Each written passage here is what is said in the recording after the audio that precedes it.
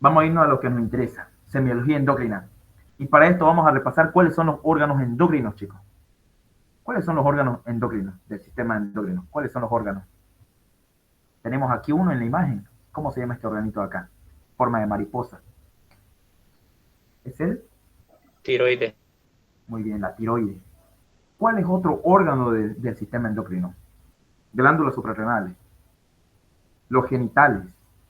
¿Quién es más? La glándula hipófisis. El hipotálamo. ¿Cuál más? ¿Qué otro más es órgano endocrino? Páncreas. El páncreas, muy bien. El páncreas. Función endocrina excelente.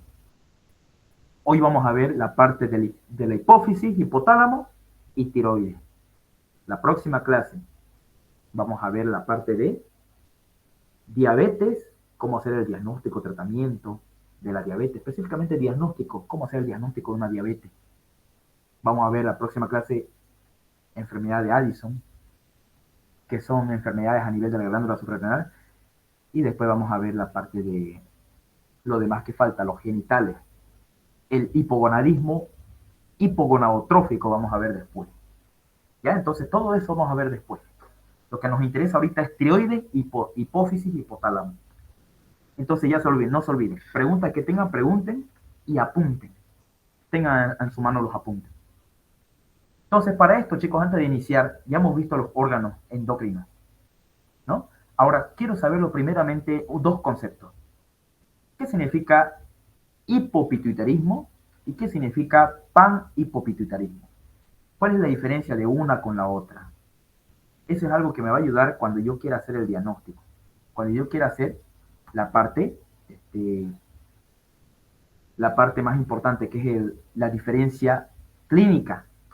¿Qué es entonces el hipopituitarismo, chicos? Se refiere a la disminución, eso de ahí nunca se olviden. ¿Qué es hipopituitarismo? Pituitaria es la glándula pituitaria, pues, ¿no? Pero hipo, ustedes saben que la glándula pituitaria o hipófisis produce varias hormonas. Muchas hormonas produce, ¿no? Pero cuando hablamos de cuáles son esos, chicos, esas hormonas que produce la glándula hipófisis, sabemos que se divide en dos, ¿no? Aquí está, ¿no? Cómo se divide en dos, el lóbulo anterior y el lóbulo posterior, la glándula hipófisis.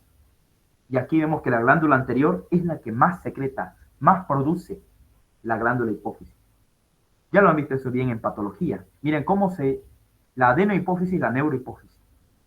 La adeno produce la hormona liberadora de corticotropina, la hormona del crecimiento, la folícula estimulante, la luteinizante, la hormona estimulante de la tiroides, la prolactina, ¿no? Todas estas aquí, estas hormonas que les nombré, me las produce la adenohipófisis. Eso solamente para repasar, ¿ya? Y la neurohipófisis me produce la vasopresina y la oxitocina por medio de los núcleos paraventricular y supraóptico del hipotálamo. Entonces, ese recuerdo anatomo-histológico quiero que ustedes lo tengan para ir ya avanzando esto. Entonces, ¿qué significará en medicina y en semiología cuando ustedes quieran decir hipopituitarismo? Este paciente tiene hipopituitarismo. ¿Qué significa, chicos? Hipopituitarismo. Es la disminución de qué? Disminución de una o más hormonas hipofisiarias. La glándula hipófisis no va a producir hormonas. ¿Listo? Y esta de aquí, esta disminución de la producción puede ser parcial, puede comprometer dos o más hormonas, o puede ser aislado, que compromete solamente una hormona. Eso es entonces el hipopituitarismo, chicos, la disminución de la secreción de la glándula hipófisis. Puede ser parcial o aislado. Aislado cuando es una hormona, parcial cuando son varias hormonas. Pero ¿qué significa panhipopituitarismo? ¿Qué significa, chicos, panhipopituitarismo? Para Mucho. La ustedes, disminución de todas las hormonas que secreta la no es glándula. mucho, es toda, muy bien, excelente. Es todas las hormonas que producía la glándula hipófisis. Aquí en las diapos en patología, aquí está, miren, todas estas hormonas que produce la adrenocorticotropina, la GH, que es la hormona de crecimiento, la FSH, la luteinizante, todas estas hormonas acá no se van a producir. Eso significa panhipopituitarismo. Y es algo, y ese riesgo que tiene el paciente es algo mortal, ¿ya? Le puede llevar a la muerte. Entonces, miren, chicos, el panhipopituitarismo es cuando no secreta ninguna hormona de este que están viendo. ¿Y cuál es la causa más frecuente de que la glándula hipófisis, que se encuentra a nivel de la silla turca, como está en este esquema acá, a nivel de la silla turca? ¿Cuál es la causa más frecuente de este panhipopituitarismo, chicos? ¿Cuál creen que es la causa más frecuente? Y ustedes tienen que saber, como médicos, lo básico. ¿Cuál es la causa más frecuente de un panhipopituitarismo? ¿Cuál creen ustedes? ¿Cáncer? Puede ser, pero uno más específico. Uno más específico. Esto, chicos, en patología ustedes han visto que hay adenoma funcionante y no funcionante. La causa más frecuente de panhipopituitarismo, nunca se olviden esto, pregunta de examen, es el adenoma no funcionante. Los adenomas hipoficiarios no funcionantes. ¿Por qué? Porque estos pueden crecer grandotes. Pueden crecer así como este de acá, como esta imagen que están viendo acá. De este encéfalo, miren en la parte inferior, cómo se ve aquí una gran bola. Y esa bola que aparezca así grande a nivel de la hipófisis puede ser funcionante o no funcionante, esta bola. Cuando es muy grande, más de 10 milímetros, se le dice que es macroadenoma. Y cuando son pequeñitos, y no son como este grandote, cuando son pequeñitos, se dice microadenoma y miden menos de 10 milímetros. ¿Listo? Entonces, el grandote, un macroadenoma, chicos, hipoficiario, es la causa más frecuente de panhipopituitarismo. Adenomas no funcionantes que no produzcan hormonas, que simplemente destruyan la glándula hipófisis. Adenomas no funcionantes es la causa más frecuente. Eso de ahí ténganselo acá, en su cabeza. ¿Cuándo es, chicos, macroadenoma? ¿Cuándo decimos nosotros que es un macroadenoma, como estamos viendo aquí en la imagen? ¿Cuándo decimos que es un macroadenoma? Cuando mide más de 10 milímetros. Muy bien. Y normalmente los macroadenomas son no funcionantes. ¿Ya? Es lo mismo decir más de 10 centímetros, más de 10 milímetros. Es lo mismo, ¿no? Macroadenomas. Miren, son grandotes, destruyan a la glándula hipófisis en vez de que se produzca. Y los microadenomas, ¿cuándo son? Cuando miden menos de 10 milímetros o menos de 1 centímetro. Los microadenomas. Y esos microadenomas, chicos, anoten bien, son funcionantes la mayoría de las veces. Son adenomas funcionantes, son tumores benignos funcionantes que producen hormonas. ¿Listo? Y eso lo han visto un poco en patología. Pero aquí, miren, los adenomas no funcionantes es la causa más frecuente de panhipopituitarismo. ¿Listo? Ahora, a mí me interesa saber esto. Otras causas hipofisiarias. Chicos, cuando hay un panhipopituitarismo primario, se le dice primario, ¿por qué? Porque está dañando a la glándula hipófisis. Y se le dice secundario, ¿por qué? Cuando se le daña a la glándula, al hipotálamo. Entonces, se le dice primario o panhipopituitarismo primario, le dicen cuando es la causa o el daño está en la hipófisis. ¿Y cuándo se le dice secundario? Cuando el daño está en el hipotálamo.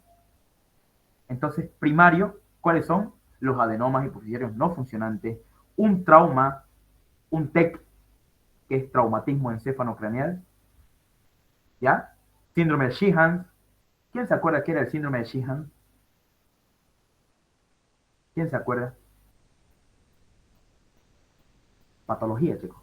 ¿Qué es el síndrome de Sheehan? ¿Se acuerdan? Es el infarto o la necrosis de la glándula hipófisis cuando una mujer está en periodo de parto y ha sangrado mucho. Ese es el síndrome de Sheehan. Mujer que está en parto,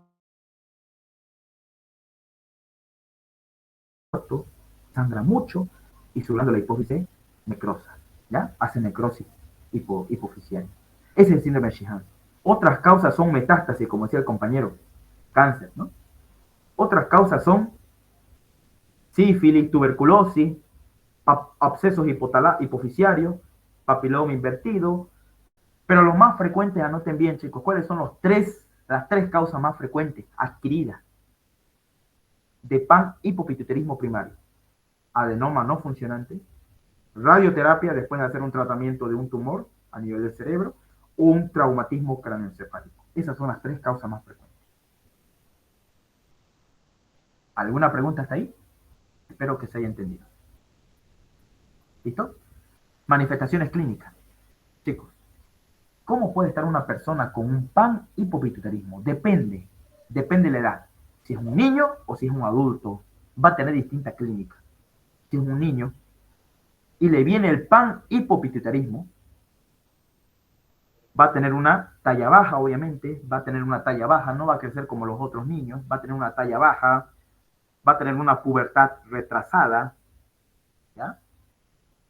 El testículo y el pene va a estar chiquitos, ¿por qué? Porque la glándula hipófisis no va a producir FSH ni LH. Y en las mujercitas, en las niñas mujercitas, hay amenorrea primaria. ¿Ya? Muy bien. Entonces, estos son los signos y síntomas de un niño o de una niña. ¿Y cuál es la causa más frecuente de un panhipopituitarismo en el niño? La causa más frecuente, chicos, es el compromiso hipotalámico.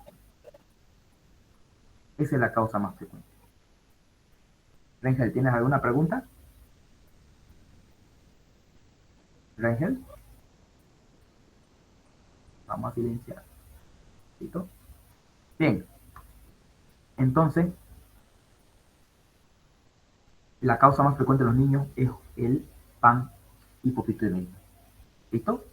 Hipotalámico, pero de origen hipotalámico aquí. ¿Cuáles son las causas hipotalámicas o secundarias de un panhipopituitarismo? Un craneofaringioma, un meningioma, metástasis, glioma, germinoma, varios tumores que nacen a nivel del hipotálamo. ¿Listo? Entonces, de acuerdo a la hormona, miren, puede tener el paciente también, la paciente amenorrea, como hemos visto, ¿no? Atrofia, disfunción eréctil de ambos sexos. Si hay deficiencia de la hormona estimulante de la tiroides, va a tener fatiga, aumento de peso, va a tener hipotiroidismo, ¿no? Si hay lo que es la deficiencia de la adrenocorticotropina, va a haber náuseas, vómito, debilidad, amenorrea, todo lo que viene a ser la enfermedad de Cushing, ¿no? Y aquí, prolactina, ¿no? Prolactina disminuida, imposibilidad de poder lactar. Entonces, todas estas manifestaciones vienen de acuerdo a la hormona que se afecta. Si es hipopituitarismo, pues se van a afectar una o unas cuantas. Si es panhipopituitarismo, se van a afectar todas estas hormonas. Y puede ser mortal también, ¿ya? En ciertos casos. ¿Listo? Entonces, chicos, esa es la clínica. Ahora, ¿cómo yo hago el diagnóstico de panhipopituitarismo? ¿Cómo yo hago el diagnóstico? Anoten bien esto. Anoten bien, chicos, estos 3 diagnósticos. Anótenlo bien. ¿Cómo yo hago el diagnóstico de panhipopituitarismo? 1. La clínica. Cualquiera de estas clínicas acá. De acuerdo si es niña o adulto. 2. Diagnóstico bioquímico. Tenemos que pedir todo esto aquí que ustedes están viendo acá en la imagen, chicos. Todo esto aquí tienen que pedir ustedes. Como médicos tenemos que pedir esto. Cortisol, sérico. Para hacer el diagnóstico siempre tenemos que medir las hormonas periféricas a nivel de la sangre y obviamente sus trofinas hipofisiarias. ¿Ya? Tanto las que vienen del hipotálamo como las que vienen de la hipófisis. Esas 2 tenemos que evaluar para hacer el diagnóstico de panhipopituitarismo. Tenemos que medir las hormonas periféricas que salen de la hipófisis y las hormonas que salen del hipotálamo. Esas 2 tenemos que medir. Aquí está todo lo que ustedes tienen que pedir. Prolactina en sangre, la IGF-1, todo lo que es TSH, T3 libre, T4 libre, todo tenemos cortisol libre en la orina 24 horas, cortisol sérico, adrenocorticotropina plasmática matinal en la mañana, siempre se toma en las mañanas eso. Prueba de hipoglicemia insulínica, prueba de glucagón, prueba de arginina. Todo esto aquí tenemos que pedir para ver el diagnóstico de panhipopituitarismo. Diagnóstico bioquímico. Y el tercero, chicos, el diagnóstico imagenológico. Una vez que yo ya tengo certeza de que mi diagnóstico clínico y laboratorial me dan confirmado que hay un panhipopituitarismo, yo voy a tomar una, ¿cómo se llama, chicos, este examen de acá? ¿Cómo se llama esta imagen de acá? Acá hay un corte coronal y acá hay un corte transversal del encéfalo. ¿Cómo se llama ese estudio? A ver, chicos, ¿cómo se llama este estudio que están viendo acá? ¿Alguien? ¿Cómo se llama este estudio acá que le hicieron al paciente? Resonancia magnética. ¿Listo? La resonancia magnética es un buen estudio semiológico que nosotros tenemos que pedir. No se olviden, primero la clínica, luego laboratorios bioquímicos y tercero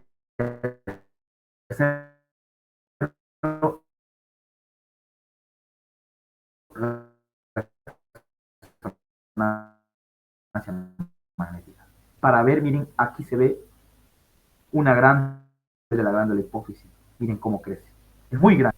¿Este qué sería, chicos? ¿Un macroadenoma o un microadenoma? Miren, es un corte transversal y un corte coronal. ¿Sería un micro o macro? ¿Qué dicen, chicos? Macro, macro de Macroadenoma, excelente. ¿Va a ser funcionante o no funcionante? Normalmente son los microadenomas, los macroadenomas. ¿Son funcionantes o no? sí, No, son no, ¿Producen funciones. hormonas o no? ¿Son o no son? Vamos, chicos, ¿son funcionantes o no? No los escucho. Los macroadenomas. ¿Qué dicen? ¿Son funcionantes o no son funcionantes los macroadenomas? Normalmente. Los macroadenomas son... Uy, a ver, no. Vale. Son no funcionantes. ¿Ya?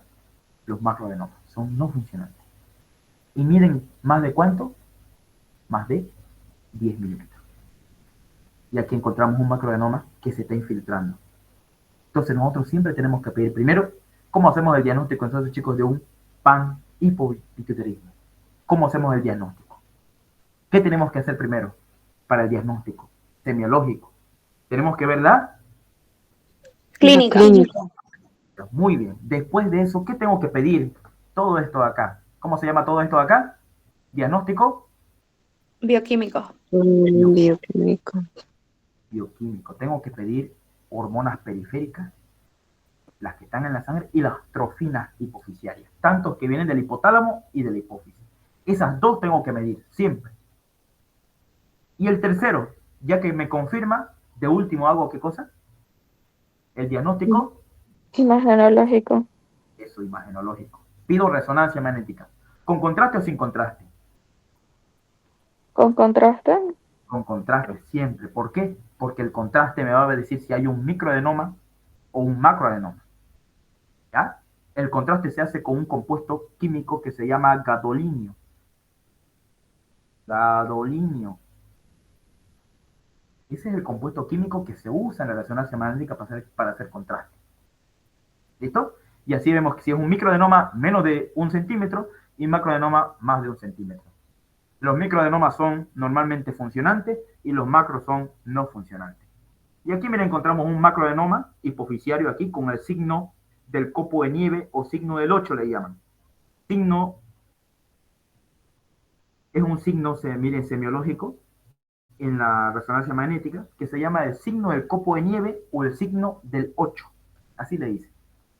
Porque mire, se ve que tiene una figura como un copo de nieve, ¿no?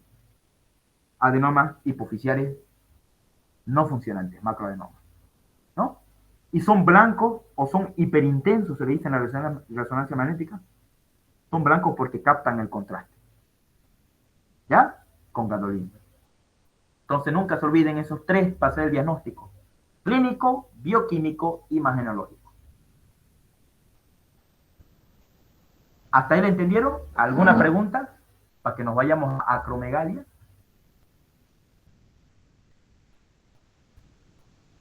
Así entonces hacemos el estudio semiológico con esos tres diagnósticos. Ahora, ¿qué vamos a hablar, chicos? Un poco de la acromegalia. Vamos a hablar un poco de la acromegalia. Y con esto nos pasamos a tiroides. La acromegalia, chicos, ¿qué es la acromegalia? La acromegalia es Un síndrome clínico resultado por la elevación de ¿quién? De la hormona del crecimiento. ¿Ya? Es un síndrome clínico que aparece en los adultos, en pacientes adultos. ¿Cuándo? Cuando hay una elevada secreción de GH. ¿Qué es la GH, chicos? ¿Qué hormona es la GH? Y la La hormona hormona del del crecimiento. crecimiento, muy bien. Y esa hormona de crecimiento va a estar muy elevada en el adulto. Y cuando esté muy elevada en el adulto, se va a llamar acromegalia. ¿Ya? Y cuando esa hormona de crecimiento, cuando aparece y cuando se eleva en la infancia, va a producir el famoso gigantismo. Pero cuando aparece en el adulto, acromegalia. Eso se pregunta de examen en semiología, ya en tercer parcial. Cuando la hormona de crecimiento aumenta en el adulto, se llama acromegalia. Cuando la hormona de crecimiento aumenta en la infancia, cuando uno es niño, gigantismo produce. ¿Ya? La acromegalia, no se olviden. ¿Y por qué puede ser producida una acromegalia? Vamos a ver aquí, recordando patología, ¿por qué puede producirse una acromegalia? Vamos a ver acá. Por adenomas funcionantes, chicos. ¿Ya? Aquí está. Acá hay un cuadro, aquí tengo las diapos. Adenomas somatotropo, aquellos adenomas hipoficiarios que producen, que son funcionantes, son microadenomas y producen GH, la hormona del crecimiento. ¿Ya? Y en los niños, ¿qué producía, chicos, cuando aparecían estos tumores en la hipófisis cuando eran niños? ¿Qué producía? Gigantismo. Gigantismo. Rápido crece. Ustedes van a ver, ese peladote que tenía 5 años o 17 años a ratingo crece al tote. ¿Por qué? Porque no se cierra el cartílago del crecimiento. Por eso hay gigantismo. Sin embargo, en la acromegalia, en los pacientes adultos, más de 18 años aparece, es cuando ya se cierra el cartílago del crecimiento a nivel de los huesos. Se cierra. Entonces uno no va a crecer de altura. En la acromegalia, entonces una persona, ¿qué crece, chicos? ¿De altura o de anchura cuando es adulto? De anchura. Anchura. Y ese es la acromegalia, chicos. Por un aumento de producción de la hormona de crecimiento GH. ¿Ya? Y esto es producida por adenomas hipoficiarios, microadenomas o macroadenomas, chicos. Microadenomas. Excelente, ya van captando. Microadenomas. Muy bien. Crecimiento similar y producen esto lo que es la IGF. ¿Sí? ¿Alguna pregunta que tengan? Ya. Así que alguien quería preguntar. ¿Ya? Vamos a continuar. Entonces, ya hemos visto eso. Gigantismo en el niño. Acromegalia en el adulto. Sencillo, fácil, no es complejo. Con que sepan eso ya tienen una respuesta, ya responder al examen, tercer parcial. Etiopatogenia. La acromegalia, chicos, ¿a qué se debe? Ya les dije a qué se debía la acromegalia, ¿no? Aún, en el 95% de los casos, a un adenoma hipoficiario funcionante, microadenoma. ¿Listo? A un microadenoma.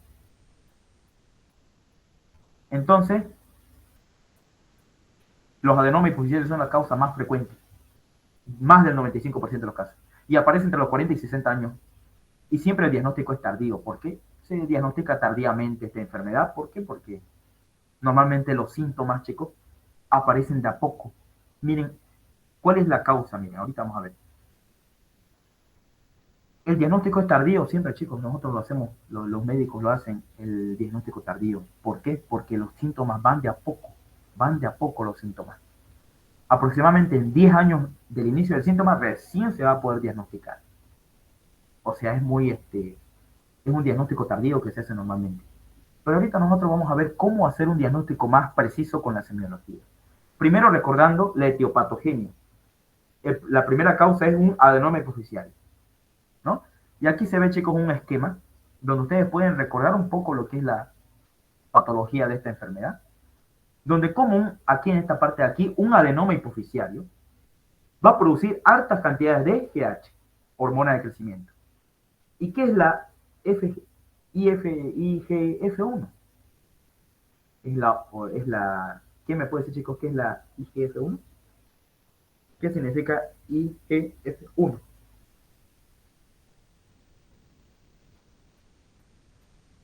¿Quién se acuerda qué significaba IGF-1? ¿Nadie? ¿Quién se acuerda? Factor de crecimiento similar a la insulina. Eso, factor de crecimiento similar a la insulina. Entonces, recordando un poco fisiología, la hormona de crecimiento se iba del hígado. Y del hígado, la hormona de crecimiento se convertía en esto, en factor de crecimiento similar a la insulina 1. Y esto que se producía aquí en el hígado, se iba acá a nivel del cuerpo y producía favorecía el crecimiento. ¿Ya? Ah, va a ver aquí. Esto en sí se llama acromegalia por exceso o acromegalia primaria, le dicen.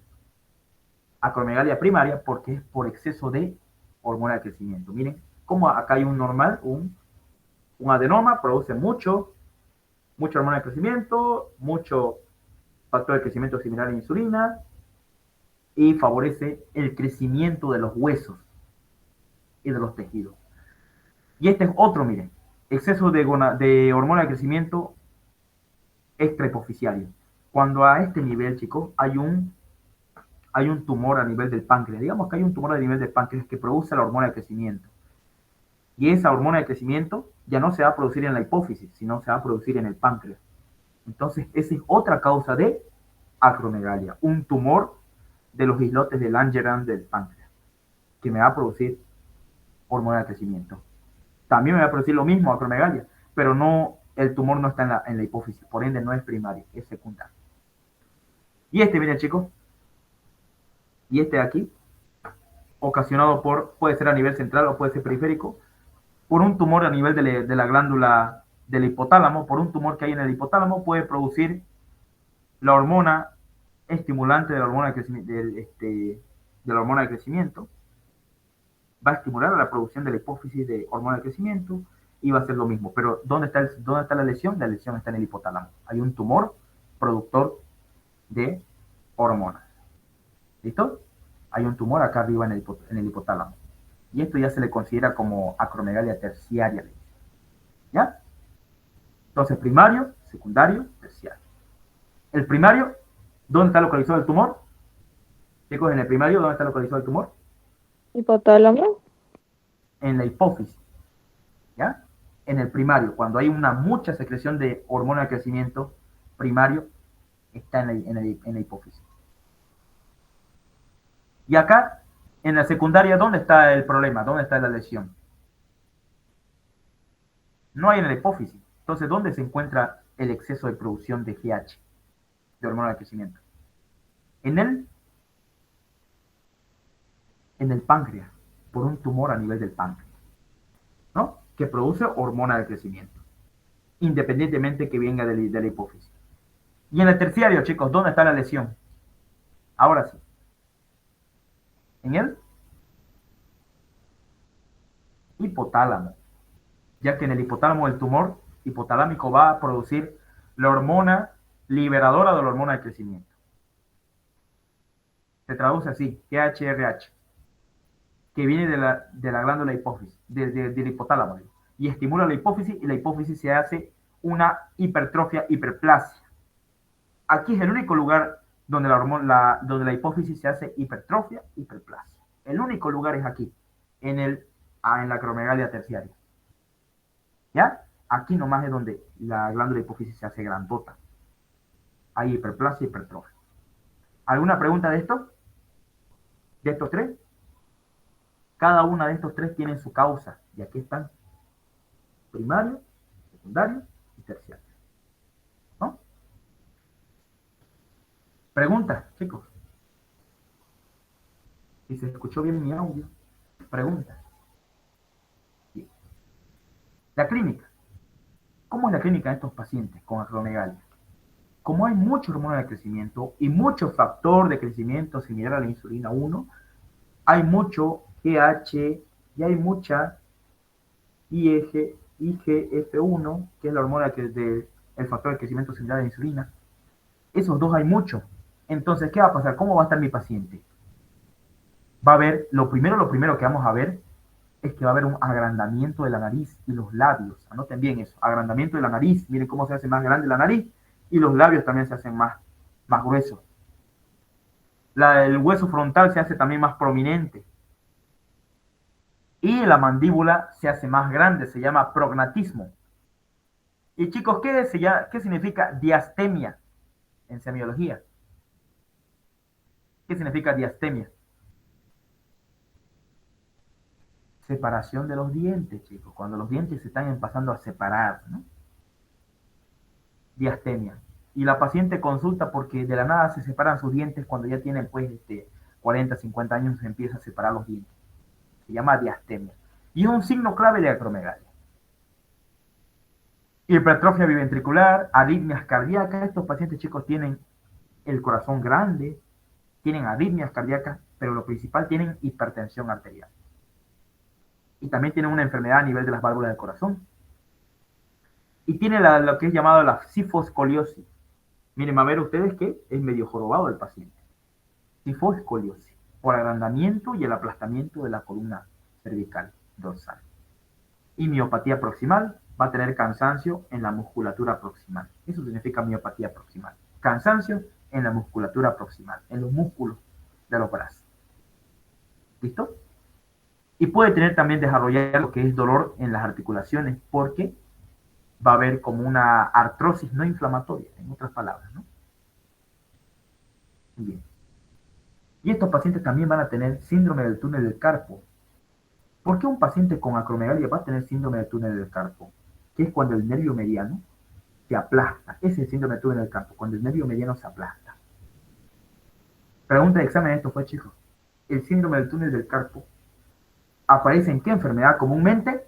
En la acromegalia. Esa es la respuesta. El síndrome del túnel del carpo. ¿Y a qué se debe esto? A que el nervio mediano crece y se hace más grueso por la acromegalia, se hace más grueso, y eso hace de que sea estrecho el nervio mediano, y que cualquier cosita, cualquiera que se mueva, le va a doler la mano. Va a tener entumecimiento y dolor en la mano a nivel del pulgar, del primer dedo y del segundo dedo de la mano. Va a tener también, chicos, macroglosia. ¿Qué significa, chicos, macroglosia? Agrandamiento de la lengua. Muy bien, la lengua se hace más grande. Macroglosia. Y esta macroglosia, chicos, puede producir apnea obstructiva de sueño. ¿Ya? Apnea obstructiva de sueño me puede producir la macroglosia. ¿Ya? Por si acaso. Apnea obstructiva de sueño, que es cuando la lengua se va para atrás y obstruye las vías aéreas, ¿no? Apnea obstructiva de sueño. Pólipos nasales también va a tener mi paciente. Va a tener hiperprolactinemia con o sin galactorrea. Puede tener también, porque esos adenomas hipofisiarios pueden producir también prolactina con galactorrea. Puede que le salga leche a nivel de su pezón, eso es galactorrea. ¿Ya? Hipopituitarismo y bocio puede tener, ¿por qué? Porque puede estimular a la glándula tiroides, bocio. Hipopituitarismo puede ser también porque este tumor que secreta hormona de crecimiento también puede volverse no funcionante después. Y comúnmente, chicos, estos pacientes con acromegalia son diabéticos. ¿Por qué? ¿Por qué diabéticos?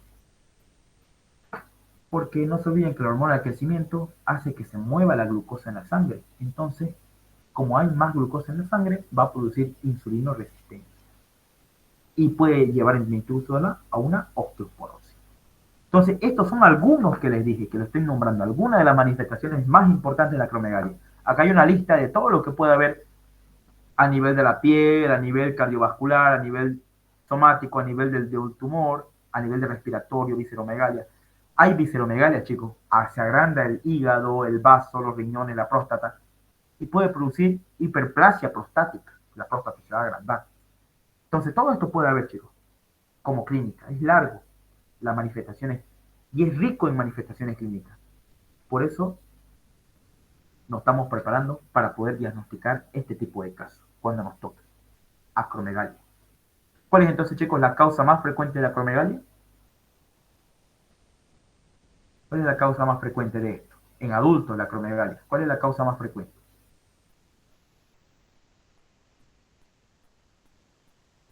¿Por qué puede ocurrirse una acromegalia en un adulto?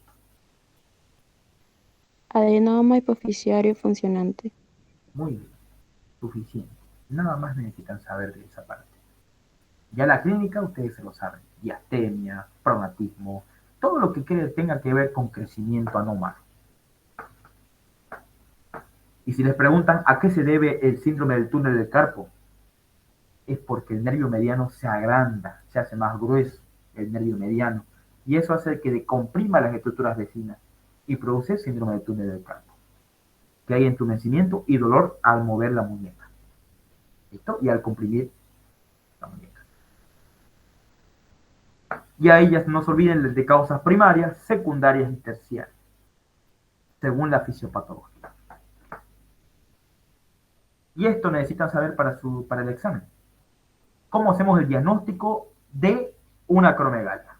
Sencillo, chicos. Clínico, principalmente es clínico. Segundo, le van a pedir laboratorio, laboratorial, donde ustedes van a pedir dos cosas.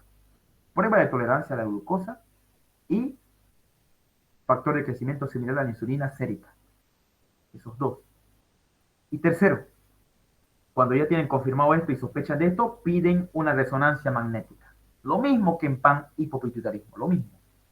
Clínico, laboratorial, imagenológico. No se olviden, esos tres hacen el diagnóstico. ¿Listo?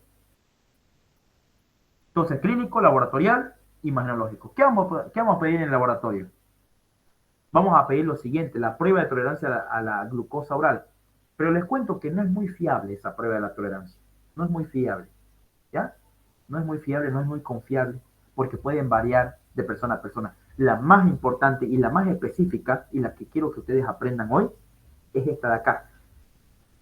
La somatomedina C, o también llamada factor de crecimiento similar a la insulina 1. Es lo mismo que somatomedina C. Es lo mismo. ¿Se produce en dónde? En el hígado. Y es el método más sencillo y fiable para el diagnóstico de acromegalia, ya que se presenta en una vida media de 12 a 20 horas. Y no cambia. O sea, nosotros lo diagnosticamos, lo sacamos que está elevadísimo, más de sus valores normales, ya con eso hacemos el diagnóstico. ¿Listo? Entonces, chicos, laboratorio van a pedir específicamente somatomedina C, o también llamado factor de crecimiento similar a la insulina 1. Es lo mismo. O somatomedina C. Es el más específico. Si este está elevadísimo, ya hacemos el diagnóstico. ¿Listo? Y cuando hacemos todo esto, hacemos recién la resonancia magnética. ¿Y qué vamos a ver, chicos, en la resonancia magnética? Vamos a ver esto. ¿Cómo se llama este signo? Muñeco de nieve. Es signo del copo de nieve o signo del 8. Miren cómo ahí se ve, ¿no?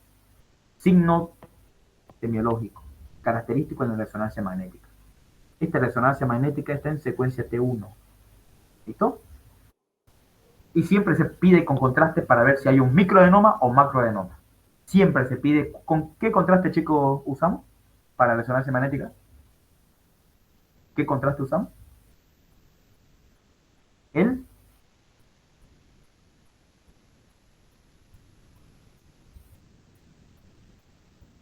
gadolínio, endovenoso. Muy bien. Usamos el gadolínio. Muy bien, Daniel. Excelente.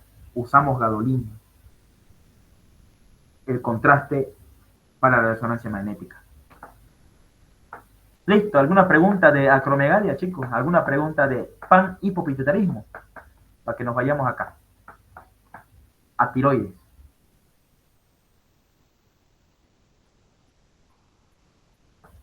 Si no hay pregunta, vámonos a hipertiroidismo. Vamos primero a lo que más nos interesa a nosotros, que es el hipertiroidismo.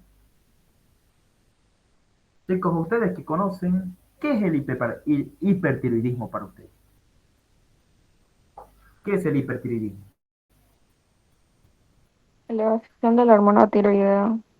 Muy bien, cuando hay un aumento de ¿qué? De hormonas tiroideas. ¿Cuáles son las hormonas tiroideas que están en sangre?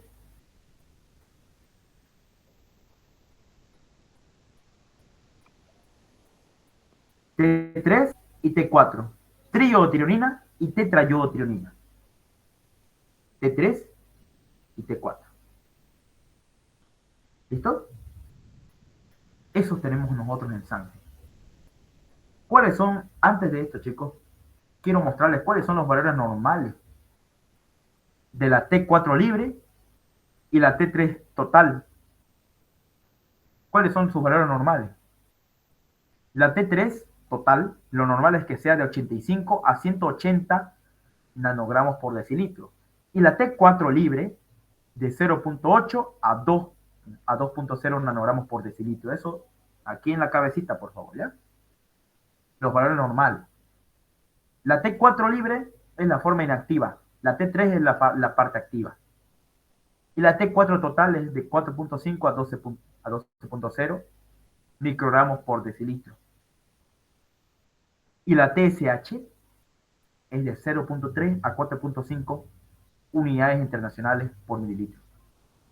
Siempre tenemos que pedir TSH ultrasensible. ¿Ya? Esos son los valores normales de referencia. T3 no se olviden que es más alto que cualquiera de los demás. Ahora, ¿qué nos dice aquí? En hipertiroidismo. En el hipertiroidismo, chicos, es el aumento de las hormonas tiroideas, ya sea de forma endógena, de mi propio cuerpo, o de forma exógena. Y es más frecuente en las mujeres. De cada 10 mujeres, un varón apenas se afecta con hipertiroidismo. ¿Ya? Y se encuentra entre los 20 y 50 años de edad. Entonces, si ya entendemos eso, vamos a ver cuál es la causa más frecuente de un hipertiroidismo, chicos. ¿Cuál creen ustedes que es la causa más frecuente del hipertiroidismo? Esa es pregunta también de examen. ¿Causa más frecuente? Semiológicamente hablando, ¿cuál es la causa más frecuente de un hipertiroidismo para que aumente las hormonas tiroideas? ¿Qué enfermedad, chicos? Aquí está la que ustedes han escuchado en patología también. ¿Cuál es la causa más frecuente de hipertiroidismo entonces? Es la enfermedad de Graves, ¿no? O mejor en latino, enfermedad de Graves, Bassett-Dowe. Esa es la causa más frecuente de hipertiroidismo, chicos. Y esta es una enfermedad autoinmunitaria. ¿Listo? El hipertiroidismo, nunca se olviden esto, chicos, la causa más frecuente es la enfermedad de Graves. ¿Por qué? Porque esta enfermedad de Graves, van a ver ustedes que la glándula tiroides, que está aquí, que tiene un lóbulo derecho, un lóbulo izquierdo y un istmo, la glándula tiroides va a crecer de manera uniforme, tanto en todo su tamaño. Y ustedes van a ver un bocio difuso. Van a ver ustedes qué significa bocio, chicos. El aumento del tamaño de la glándula tiroides. Eso es bocio. El aumento del tamaño y del volumen de la glándula tiroides. Y ese bocio, chicos, que se aumente así en todo su tamaño, la enfermedad de Graves es la que me produce un aumento difuso, simétrico de toda la glándula tiroides. Hace que se vuelva grande, más grande de lo que está, pero de manera simétrica, difusa. Toda la glándula tiroides se hace grandota. ¿Listo? Esa es la enfermedad de Graves. Es la causa más frecuente de hipertiroidismo. Hay otras causas también también de hipertiroidismo, que es el bocio multinodular tóxico y el adenoma hiperfuncionante de tiroides. Son otras causas también de hipertiroidismo. Y otras causas de hipertiroidismo transitorio, se pregunta de examen, hipertiroidismo transitorio, son dos, chicos. Tiroiditis de Kervain y tiroiditis de Hashimoto. Yo sé que han escuchado esas de ahí.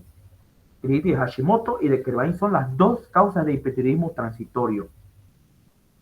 Porque son capaces de destruir a la glándula tiroides. Y al destruir a la glándula tiroides, aumentan la producción de hormonas tiroideas por la sangre. Y por eso producen hipertiroidismo transitorio. Porque al destruirse la glándula tiroides, libera harta hormona por la sangre. Al destruirse por un proceso inflamatorio. ¿Listo? Entonces, ¿cuáles son las dos causas de tiroiditis transitoria, chicos? Hipertiroidismo transitorio. ¿Cuáles son las dos causas? ¿Quién me puede decir las dos causas? Estas dos causas son causas infrecuentes, pero son causas de hipertiroidismo transitorio. Un rato tiene hipertiroidismo, después no tiene. ¿Cuáles son esas dos causas, chicos, más frecuentes? ¿Cuáles son? Tiroiditis De Hashimoto y de Kerbein. Muy bien. Esos dos son los principales. Excelente. Pero que producen hipertiroidismo transitorio. ¿Y por qué lo producen transitorio, chicos? ¿Por qué producen un hipertiroidismo transitorio? ¿Por qué? ¿Y por qué no permanente? Transitorio, ¿por qué? Porque destruye. Al destruirse el parénquima tiroideo va a liberar hormonas tiroideas en la sangre y eso produce un hipertiroidismo transitorio.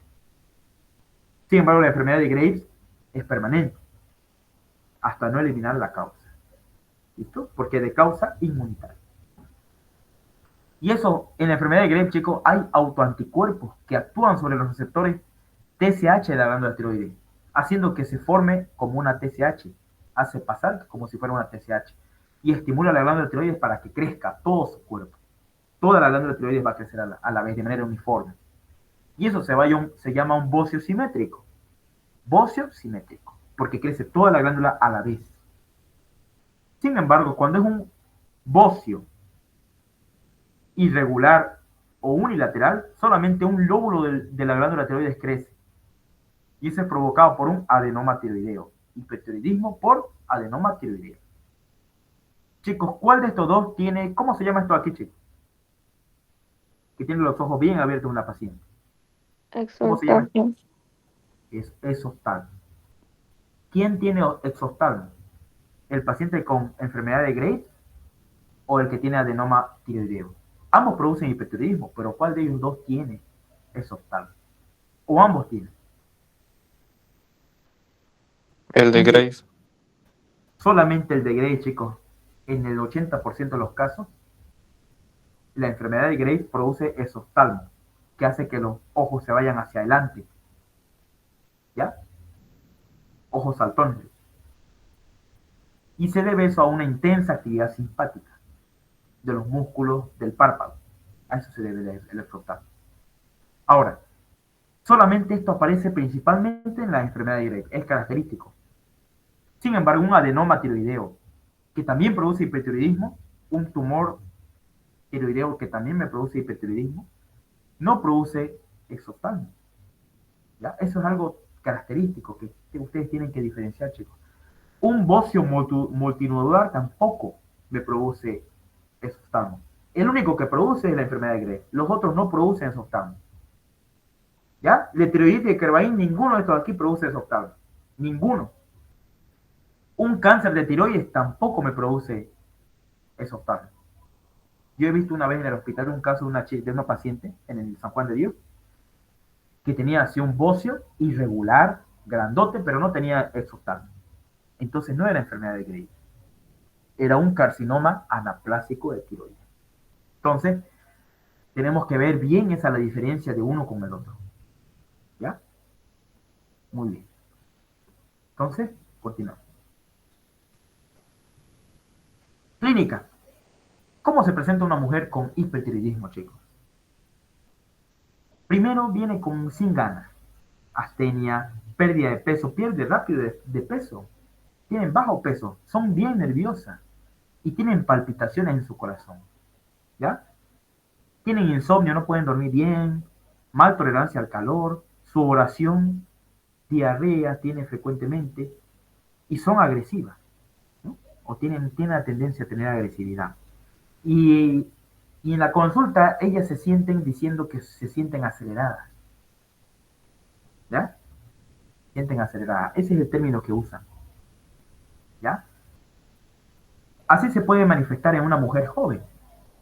Pero un adulto mayor, en una persona adulta y que sea varón, el hipertiroidismo se manifiesta con fibrilación auricular, no con nada de esto acá arriba, sino con fibrilación auricular, con problemas a nivel del corazón, que me va a hacer pensar de que esta paciente tiene un problema en el corazón, o este paciente tiene un problema en el corazón. ¿Listo? Entonces, ¿cómo se manifiesta en un adulto mayor, varón, con fibrilación auricular? Y a una mujer joven, primero con astenia, nerviosismo, palpitaciones, como ustedes ven, es distinto. Y aquí están, chicos, las manifestaciones clínicas de un hipertiroidismo. Son hartos, miren, una lista larganga que podemos leer. Todo esto aquí se me produce en el hipertiroidismo. Son signos y síntomas que ustedes tienen que saber, mínimo 7 de estos. Mínimo. ¿Ya? En el examen físico, ¿qué encontramos, chicos, cuando lo hacemos al paciente? Igual, ¿cómo se llamaba esto? Exoftalmo, ¿no? Vamos a ver lo siguiente aquí, en las uñas. Estas uñas aquí, miren, que cuando tienen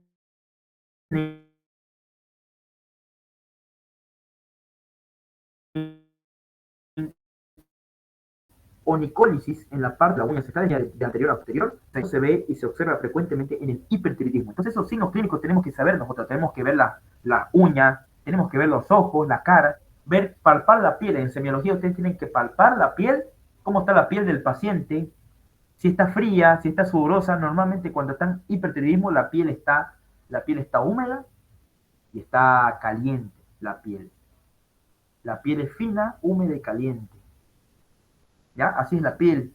Y la glándula tiroides es blandita. Ustedes la tocan la glándula tiroides y es blandita, sin dolor. ¿Ya? En la palpación de la glándula tiroides. Eso vamos a ver en la práctica. Asinergia oculopalpebral. Uno le dice que mueva por aquí los ojos y no puede mover bien los ojos. Oftalmoplegia basedoviana. Lagoftalmo. ¿Qué significa, chicos, lagoftalmo en medicina? ¿Quién me puede decir qué significa lagoftalmo? Imposibilidad de cerrar los ojos. No pueden cerrar los ojos. Temblor fino distal. ¿Y ustedes cómo? Hay una prueba que se hace para ver si tiene temblor fino distal. Eso lo vamos a ver en la práctica. Temblor fino distal. Van a tener un temblor en sus manitos. Hay una maniobra para saber eso. Taquicardia sinusal, ¿cómo sin extrasístole? Va a estar taquicárdico el paciente. Y cuando el bocio es subesternal puede meterse hasta el tórax. Y esto ocurre no en la enfermedad de Graves, ocurre en el bocio multinodular, en el adenoma de tiroides y en la tiroiditis Hashimoto. Ahí ocurre el bocio subesternal, que se mete al tórax, un bocio que se mete al tórax, una glándula tiroides grandota que se mete al tórax. Ese es bocio subesternal.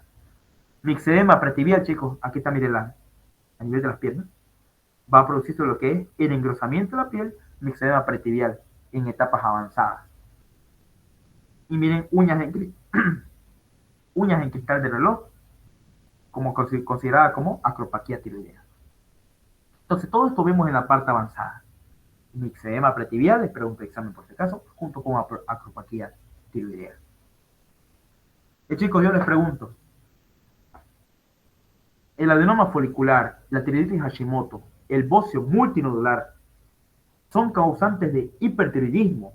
Sí, pero producen lo que es de aquí arriba, exoftalmo. ¿Producen o no producen? No. No producen, muy bien. ¿Quién lo produce? Solamente enfermedad de Graves, en el 80% de los casos. Así que no se confundan. No todo hipertiroideo tiene exoftalmo. Un cáncer de tiroides también te puede dar un bocio, pero no te produce exoftalmo. Un cáncer de tiroides. ¿Ya? ¿Y cómo se llama este signo acá, chicos? De las uñas así que se están rompiendo de anterior a posterior. Uñas de Plummer se llama. Por un desprendimiento anterior, de adelante hacia atrás, de la uña, de las uñas, de los pies. ¿Listo? Muy bien. Diagnóstico, chicos. Nunca se olviden esto. Para el diagnóstico de hipertiroidismo, esto preguntan en el examen siempre. Por eso es lo que quiero que en semiología ustedes sepan más diagnóstico. Esto aquí es repaso de patología. Lo que estamos viendo en esta diapositiva es repaso de patología. La clínica ya es semiología. Esta parte de aquí, el diagnóstico, también es la parte más importante que quiero que sepan. El diagnóstico, chicos, es clínico, laboratorial. ¿Por qué laboratorial? Porque ustedes en el laboratorio van a pedir TSH ultrasensible, T3 libre, T4 libre. ¿Listo? Eso van a pedir en el laboratorio. TSH ultrasensible, T3 y T4 van a pedir en el laboratorio. ¿Listo? Y también pueden pedir, una vez que confirman esto de acá, la clínica y el laboratorio, recién piden anticuerpos para estar más seguros. ¿Cuáles son los anticuerpos que se piden que hay en la enfermedad de Graves?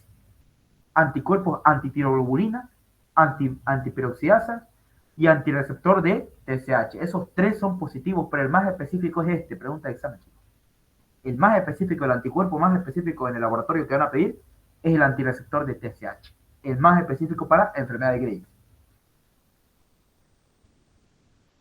Y recién de último piden estudios de imagen, como tomografía o resonancia magnética, pero al inicio también pueden pedir ecografía para ver si no hay un nódulo tiroideo. Al inicio, ecografía tiroidea. Entonces, chicos, ¿cómo hacemos nosotros el diagnóstico de hipertiroidismo? Lo primero que tenemos que pedir, ¿qué es? ¿Qué tenemos que hacer? ¿Qué es?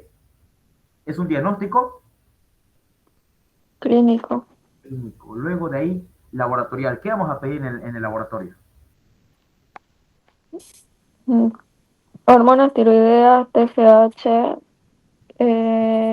y también lo de los anticuerpos. Los anticuerpos. Sí, los anticuerpos. Sí o sí tenemos que pedir anticuerpos. Antitiroglobulina, antiperoxidasa y antireceptor de TSH, esos tres. ¿Cuál es el más específico de esos tres? ¿Cuál de esos tres es el más específico para la enfermedad de Graves? Anticuerpo. Antirreceptor de TSH. Antireceptor de TSH. Pregunta de examen. Este es el más específico. Los otros, antitiroglobulina, positivo, puede ser para la enfermedad de Graves, también positivo, pero en tiroiditis de Hashimoto aparece también la antiperoxidasa positiva en la tiroiditis de Hashimoto. Entonces no es tan específica, la más específica es esta, antireceptor de TSH que lo medimos en sangre. Estudio de imagen, tomografía, resonancia magnética, y podemos pedir igual ecografía de inicio para ver si hay algún nódulo tiroideo que sea posible cáncer. ¿Ya? Y aquí se ve una tomografía, miren chicos, donde aquí vemos la tráquea, es de un paciente mayor, clarito se ve que es de un paciente mayor porque la tráquea está calcificada. Y aquí, miren, vemos acá un bocio con isodensidad, miren cómo es tan grande, ¿no? Miren este bocio. ¿Cómo llamarían, chicos, a este bocio si está cerca del tórax? Está entrando hacia el tórax. ¿Cómo se llamaría este bocio? Grandote, miren. ¿Cómo se llama este? Bocio intratoráxico, se mete al tórax. Este tipo de bocio puede haber en la enfermedad de Graves, chicos, que se mete al tórax. En la enfermedad de Graves podíamos ver esto o no. Este bocio que se metía al tórax, el bocio. ¿Se mete o no se mete al tórax, chicos? En la enfermedad de Graves no se mete. El que se mete al tórax, ¿cuál es? Bocio multinodular tóxico. Adenoma tiroideo. El cáncer de tiroides también se puede meter hacia adentro, entre otros, ¿no? Aquí se ve, ¿no? Tiroiditis Hashimoto hace que se meta también el bocio, crece hacia abajo, no hacia arriba, hacia abajo crece esa bola. ¿No? Una tomografía nos va a ayudar a localizar dónde está la localización del bocio cuando no la podemos ver. Siempre pedimos, chicos, tomografía computarizada sin contraste se pide. ¿Por qué? Porque el contraste tiene yodo y podemos empeorar el estado hipertiroideo del paciente. Nunca se olviden, chicos. Pedimos tomografía sin contraste. ¿Por qué? Porque podemos empeorar el estado hipertiroideo del paciente. Pregunta de examen, nunca se olviden. Y diagnóstico diferencial podemos hacer con varias otras enfermedades como el feocromocitoma, diabetes, tuberculosis. Varios diagnósticos podemos hacer. Y la clasificación clínica, chicos, para el diagnóstico, anoten bien, hay hipertiroidismo primario, central, o también llamado secundario, y subclínico. Esa es pregunta de examen. ¿Cuándo es hipertiroidismo primario? Cuando T3 y T4 están elevadas y la TSH está disminuida o no hay. Está disminuida. TSH no hay. ¿Ya? ese hipertiroidismo primario. Hay mucha T3 y T4, pero no hay TSH. ¿Cuándo es hipertiroidismo secundario? Por un tumor a nivel de la glándula hipófisis. La TSH puede estar normal o elevada, y la T3 y T4 también elevada. ¿Y cuándo es hipertiroidismo subclínico? Cuando la T3 y T4 son normales y la TSH es negativa. Pregunta de examen. Hipertiroidismo subclínico, TSH negativo y T3 y T4 normal. Hipertiroidismo subclínico. El paciente no va a tener manifestaciones clínicas, pero sí va a tener estos resultados en el laboratorio. TSH disminuida. Normalmente es que la TSH esté en normal y el T3 y T4 esté normal también. Pero aquí, mira, la TSH está disminuida y T3 y T4 está normal. Eso ya nos quiere decir que es un hipertiroidismo subclínico. Y se hace tratamiento. Muy bien. ¿Alguna pregunta hasta acá, chicos? ¿Alguna duda que tengan?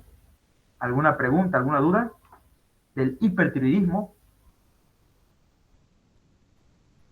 ¿Alguna duda? ¿O todo bien? Todo bien, Auxi. Muy bien.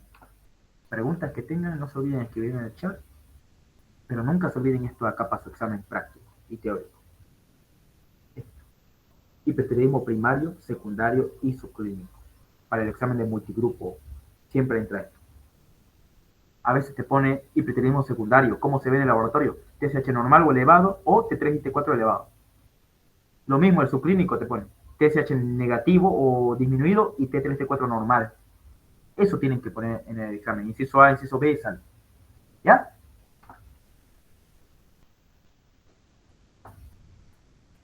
Hipotiroidismo.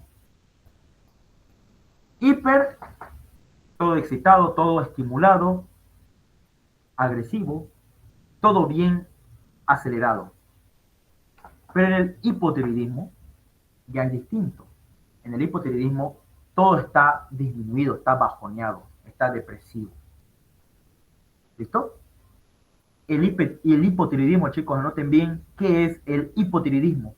Es una situación clínica en la cual hay disminución de T3 y T4. No hay hormonas tiroideas. Y es más frecuente en las pacientes mujeres, otra vez. La etiopatogenia. ¿Cuál es la causa más frecuente de hipotiroidismo, chicos? Pregunta también de examen.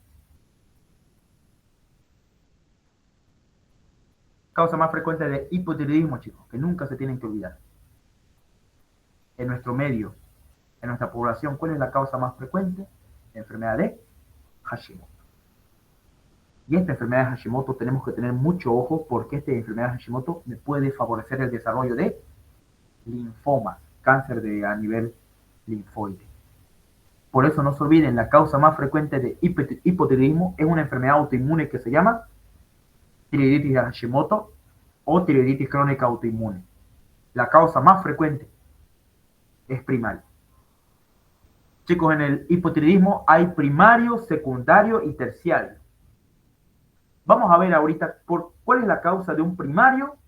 Cuando les digo, chicos, primario, es que la lesión o la causa, el daño está en la glándula tiroides. Cuando yo les digo secundario, es que la lesión está en la glándula hipófisis. Y cuando yo les digo terciario, el daño está en el hipotálamo. Así. ¿Ya? Volvemos a recalcar, chicos. Cuando es hipotiroidismo primario, ¿dónde está la lesión, chicos? ¿En qué glándula? ¿Dónde está el daño? ¿Dónde está la enfermedad? Cuando es hipotiroidismo primario. ¿Dónde? En la glándula tiroides. Muy bien, la glándula tiroides. Ahí está el daño. Ahí está la tiroiditis de Hashimoto. Sin embargo, la hipófisis está normal y el hipotálamo está normal. ¿Cuándo es secundario, chicos? ¿Dónde está el daño en el hipotiroidismo secundario? ¿Dónde está el daño? ¿En la hipófisis? ¿No? ¿La hipófisis o la glándula tiroides? ¿Dónde está el daño? En la hipófisis. Muy bien, en la hipófisis está dañada. No va a haber, ¿qué cosa? La TSH. No va a haber TSH en el hipotiroidismo secundario. No hay TSH, por si acaso. Anoten bien, no hay. O está disminuido. Pero sí hay T3 y T4, pero también están disminuidos. Entonces, aquí, en el hipotiroidismo secundario, no hay bocio. Pregunta de examen, chicos. No hay bocio en el hipotiroidismo secundario. No hay bocio. En el primario sí. Esa es pregunta de examen. En el hipotiroidismo primario sí hay bocio. Aquí no hay bocio, tampoco acá. Y en el terciario, chicos, en el hipotiroidismo terciario, ¿dónde está el daño? Está bien la tiroides, está bien la hipófisis. ¿Dónde está el daño? El hipotálamo. El hipotálamo. Y este hipotálamo no va a poder producir la hormona liberadora de TSH. No va a poder producir eso. Entonces no se va a estimular la hipófisis, ni tampoco se va a estimular la tiroides. ¿Listo?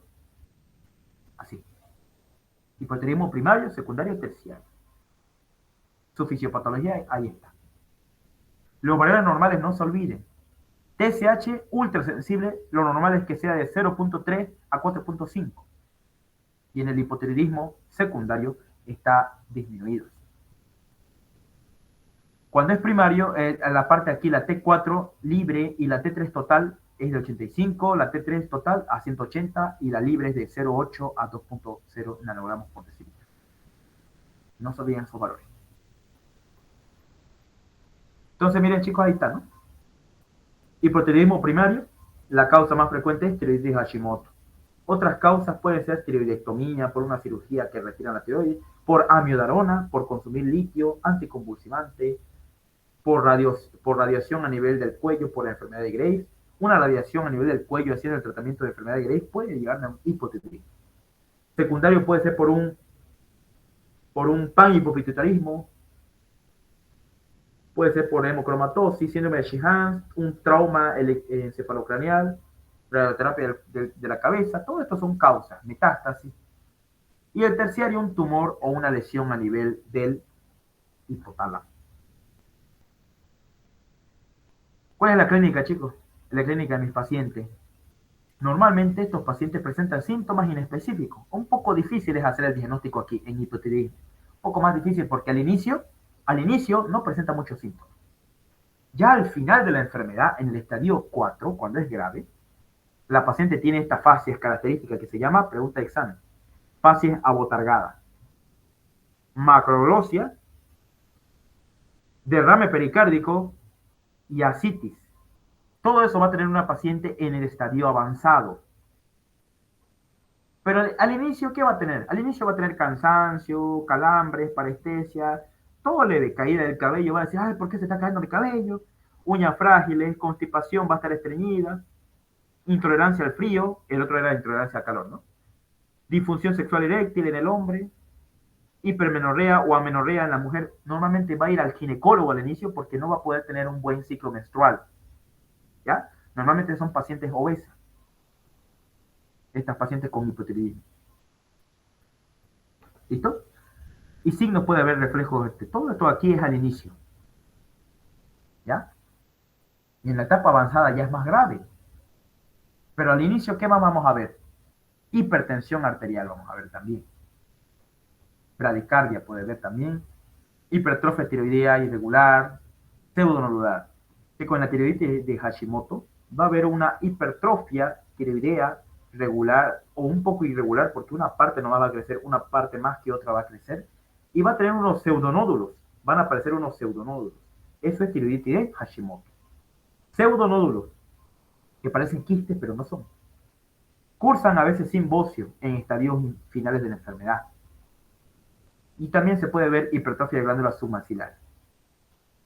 No se olviden esto, chicos. El hipotiroidismo secundario, ¿hay bocio o no hay bocio en el hipotiroidismo secundario? ¿Hay o no hay bocio? No, no hay. No hay bocio, solamente en el primario. ¿Ya? Acá. En el primario nomás hay bocio, por tiroiditis Hashimoto. Ahí nomás hay bocio. Mira cómo tiene este joven de acá. Hay bocio. Irregular, pseudonodular. Pero cuando es secundario por una lesión a nivel de la hipófisis, puede acompañarse también con amenorrea, galactorrea, disminución del vello, hipotensión. En vez de hipertensión va a haber hipotensión. Y glándula tiroides no palpable, no hay bocio. ¿Ya? Y cuando el paciente nunca va al hospital, nunca se hace tratar por lo que tiene, pasa lo siguiente, el coma mixedematoso. El coma mixedematoso, chicos, es una urgencia endocrina. Tenemos que actuar como médicos de emergencia, de urgencia, digo. ¿Por qué? Porque es un cuadro grave y mortal, el coma mixedematoso. Estos pacientes están en coma o en estupor, están hipotensos, están bradicárdicos, están con hipotermia, hay depresión respiratoria y hay acumulación y edema en todo su cuerpo, se empieza a encharcar. Coma mixedematoso. Y esto se debe a pacientes. ¿A qué se debe este coma mixedematoso? A pacientes que no han sido tratados por su hipotiroidismo. No han sido tratados por su hipotiroidismo. Y hay un factor desencadenante. ¿Cuáles son los factores desencadenantes? Son todos estos de acá. Pero el más frecuente es el frío. Cuando el paciente se expone al frío, le viene el coma mixedematoso. Así el paciente va a estar ahí, todo hinchado, todo con hipotensión, bradicárdico, hipotermia, todo eso va a tener. Y acá hay un esquema completo de cómo se forma un coma mixedematoso. ¿Por qué hay hipotermia? ¿Por qué hay la parte de...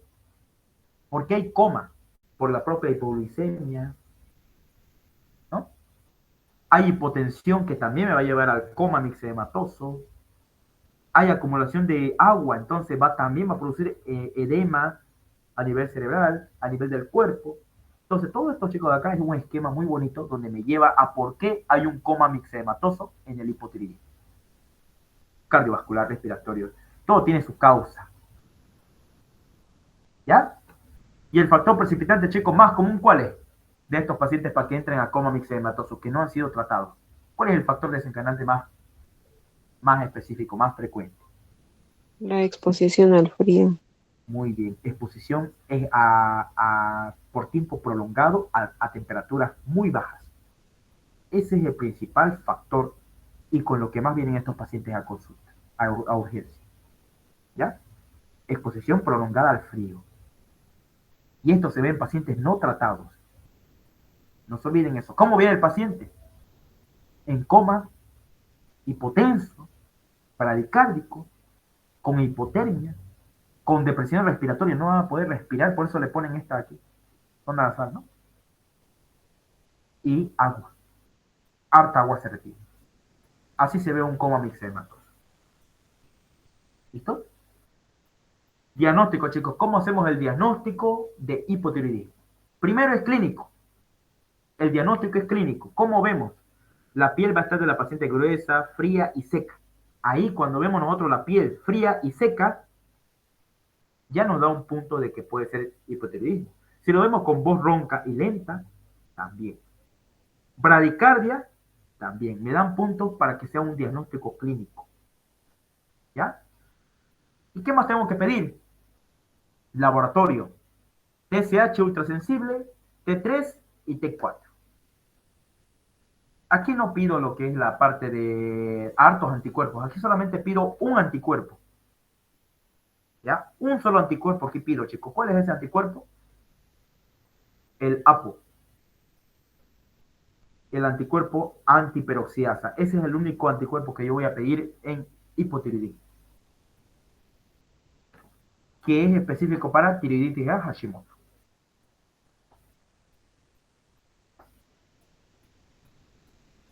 Hay estadios de la enfermedad, chicos.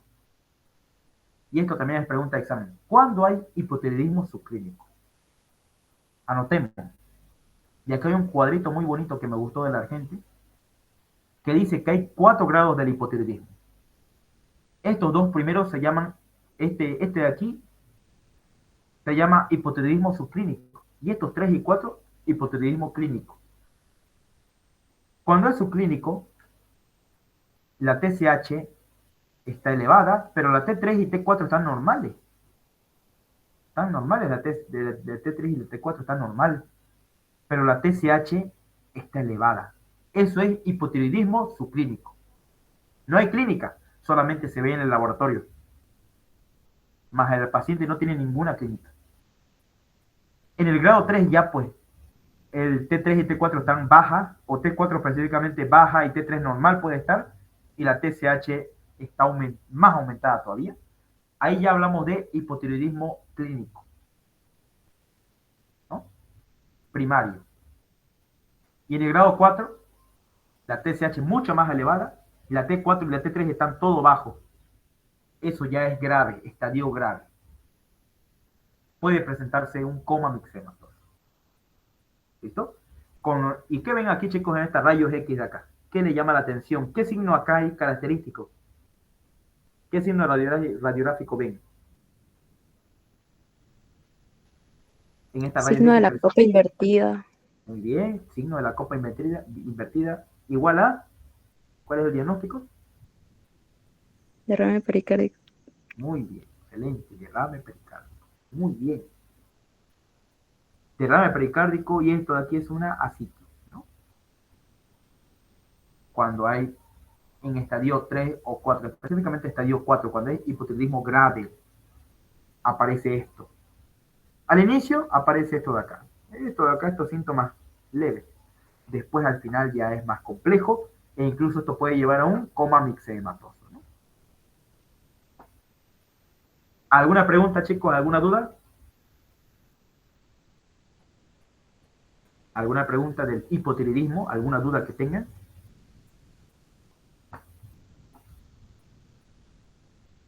Para que hablemos lo último. Entonces, ¿cómo hacemos el diagnóstico de hipotiroidismo, chicos? ¿Qué necesitamos para hacer el diagnóstico de hipotiroidismo? La clínica. Después de la clínica, ¿qué necesito? Laboratorios. Laboratorio. Pedir TSH, T3, T4. ¿Y cuál es el único anticuerpo que aquí me sirve? El anticuerpo Antiperoxidasa. antiperoxidasa. Ese es positivo en la tiroiditis de Hashimoto. Pero la APO, que es la parte, la otra que es la AGO, no es específico. La antitiroglobulina no es específico, ni tampoco la de receptores de TRH. No son específicos. No va a ser positivo. El único positivo es el APO. ¿Listo? Antiperoxidasa. Eso voy a pedir para hacer el diagnóstico. Con eso el diagnóstico, sencillo. No es complejo, es sencillo. Es bonito aprender así, con clínica, con todo esto. Y con las maniobras que les voy a enseñar en la parte de la práctica, en la simulación. Les voy a enseñar la maniobra de Crick, la maniobra de Kerbain, entre otras maniobras para ver el temblor del hipotiroidismo, entre otras maniobras que se hacen para ver la forma, la palpación, qué consistencia tiene la glándula tiroides, todo eso vamos a ver. Cuándo es duro, cuándo es blando, cuándo es grumoso, elástico, todo eso vamos a ver. Ahora sí, tiroiditis. Perdón. Tiroiditis. ¿La tiroiditis qué es, chicos? Para ustedes, ¿qué significa tiroiditis? Iti. ¿Qué significa? Una inflamación. Muy bien, inflamación de la glándula tiroides. Aquí yo no voy a poder palpar. Aquí al paciente, si yo le palpo, le va a doler. ¿Ya? ¿Cuál tenemos acá? La tiroiditis, la causa más frecuente de tiroiditis es autoinmune por tiroiditis de Hashimoto. Es la causa más frecuente de tiroiditis, inflamación de la glándula tiroides. Las otras que son también frecuentes de tiroiditis es la tiroiditis granulomatosa de o subaguda de Kerbain, que es producida por virus. La otra tiroiditis es la infecciosa, y la otra es la tiroiditis fibrosa de Riedel, que es de origen desconocido. Vamos a ver estas cuatro. La enfermedad de Hashimoto o tiroiditis de Hashimoto es la variedad más común de tiroiditis y constituye la primera causa de enfermedad tiroidea. Y se presenta por dos maneras, con bocio y sin bocio. ¿Ya? Hay una pérdida gradual y destrucción de la glándula tiroides porque es autoinmune. Y puede primero iniciar con hipertiroidismo transitorio y puede volverse a lo último hipotiroidismo, la enfermedad de Hashimoto. Eso anótenlo bien, chicos. Al inicio, hipertiroidismo. Al final, hipotiroidismo. ¿Cuál es la enfermedad tiroidea que produce primero un hipertiroidismo transitorio y termina en un hipotiroidismo. Es la enfermedad de Hashimoto. Nunca se olviden eso. ¿Ya? Es más frecuente en mujeres y se diagnostica entre los 20 y 50 años de edad.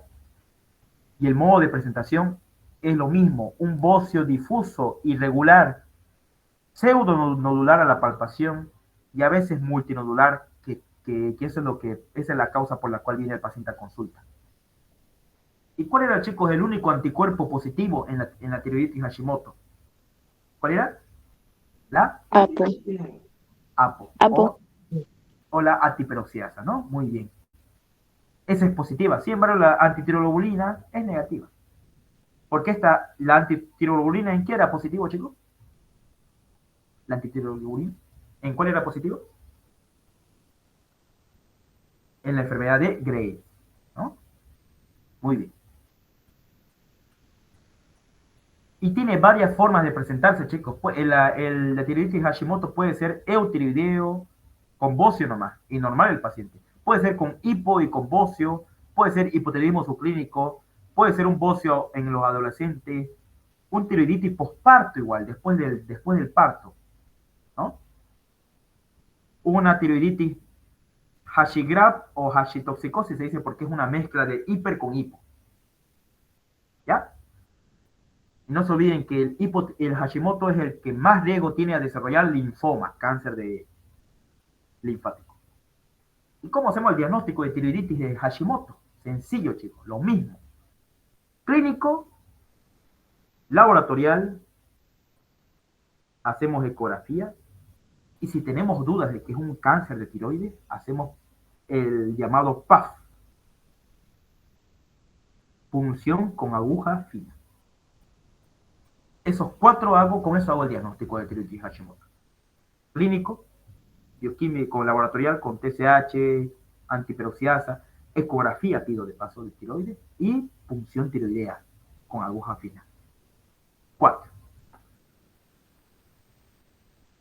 Ya hemos visto tiroiditis Hashimoto hace rato igual. Pero aquí vamos a ver tiroiditis de Kerbein, o también llamada tiroiditis subaguda viral. Anoten bien esta tiroiditis, chicos, porque es una de las causas, es una infección viral que haya tenido el paciente. Una infección viral. Afecta principalmente a mujeres entre los 30 y 60 años. Y puede resolverse de manera espontánea, porque es de manera viral, ¿ya? La tiroiditis subaguda o de Kerbein, chicos, afecta las vías aéreas superiores, vías respiratorias altas, ¿ya?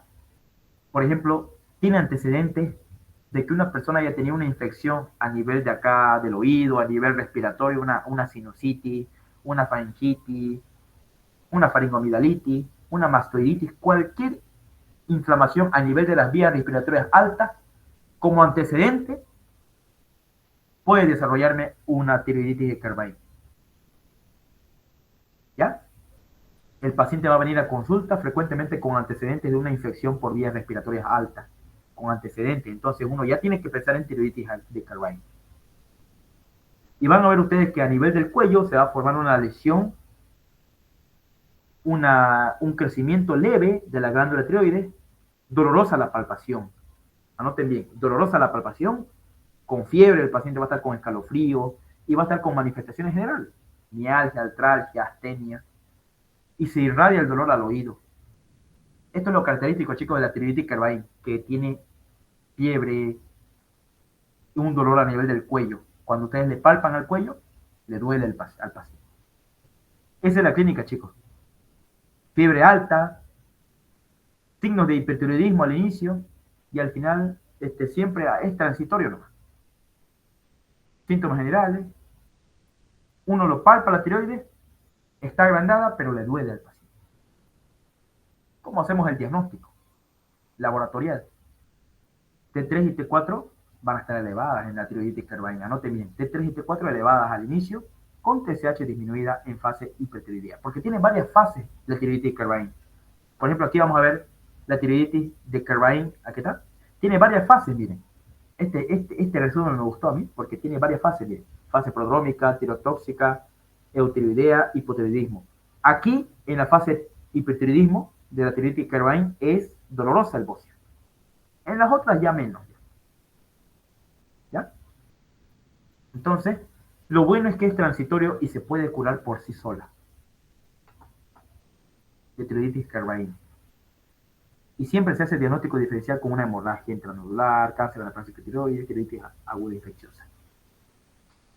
Cualquier lesión tumoral en el cuello, anoten bien esto, chicos, en semiología. Si a una persona, a un paciente le duele cuando ustedes le palpan el cuello, tienen que pensar en 4 cosas. Hemorragia intranodular, un cáncer anaplásico de tiroides, una tiroiditis aguda infecciosa o una tiroiditis de Kerbein. Esas 4 cosas tienen que pensar cuando a una persona le duele cuando le palpan la glándula tiroides. Una tumoración en glándula tiroides dolorosa, tienen que pensar en esos 4 ustedes para hacer un buen diagnóstico semiológico. No se olviden eso. ¿Ya? Pregunta, por si acaso. Va a ser pregunta práctica. Ahora, tiroiditis infecciosa. La tiroiditis infecciosa está provocada por bacterias, ¿ya? Puede ser gram positivo o gram negativo. La tiroiditis infecciosa, chicos, es una de las menos infrecuentes. Es la muy infrecuente. No van a ver ustedes casi esto en su vida. Pero se ve de esta manera, miren. Vean ustedes la glándula tiroides con inflamación, con pus saliendo de su interior.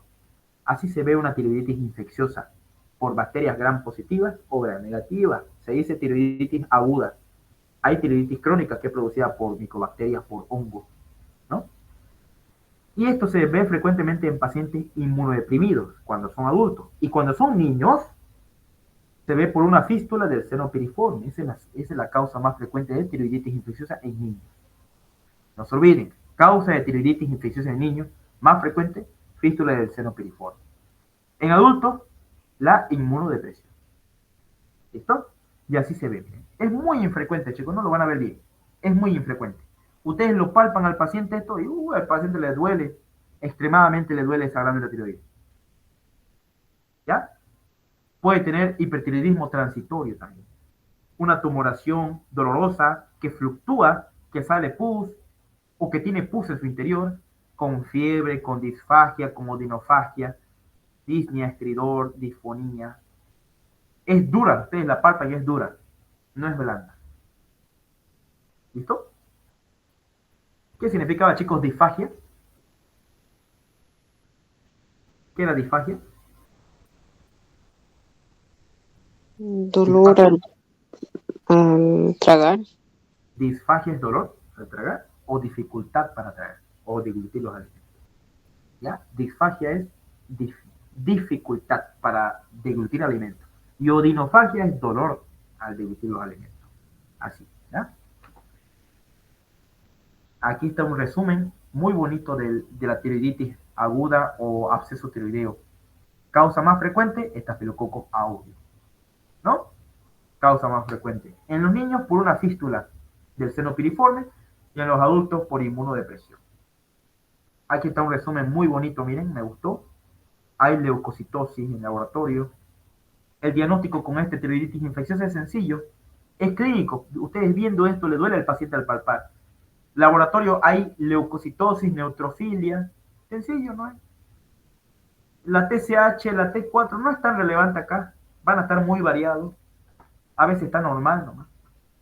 Hay que hacerle ecografía siempre. Y un hemocultivo en la sangre para ver qué bacterias han ido por vía sanguínea. Y cultivo del material aspirado del absceso. Eso hacemos para el diagnóstico. Químico, microbiológico, imagenológico y clínico. Esos 4 diagnósticos, chicos. Diagnóstico clínico, bioquímico, imagenológico y microbiológico. 4 pasos para hacer el diagnóstico de tiroiditis aguda bacteriana. Clínico, ya saben, le duele al palpar. Bioquímico, leucocitosis, neutrofilia. Y la función tiroidea generalmente es normal. O sea, no me sirve pedirle TSH. Aquí, chicos, no sirve pedir TSH, T4, T3, no sirve.